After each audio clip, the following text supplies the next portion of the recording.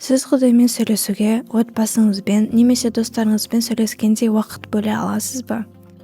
Құдай бізбен онымен сөйлесу үшін белгілі бір уақытты арнауды талап етпейді. Бірақ Иса бізге Құдаймен күнделікті байланыста болудың қаншалықты маңызды екенін үлгі арқылы көрсетті. Иса жиі жақындарынан оңашаланып, әкемен бірге болуға кететін. Біздің Құдаймен қарым-қатынасымыз қауымдағы бауырластармен бірге бөлісуге болады.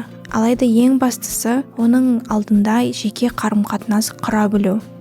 Құдаймен жеке сөйлесуге және оның сөзін зерттеуге уақыт бөлу әдетін қалыптастыру үшін ең алдымен тыныш, оңаша қалуға болатын орын табу қажет.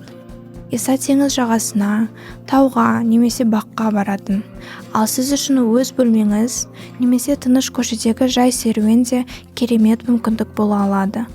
Және есіңізден болсын, дұға еткенде тек өз ойыңызды, үміт пен уайымыңызды Құдайға айту жеткіліксіз.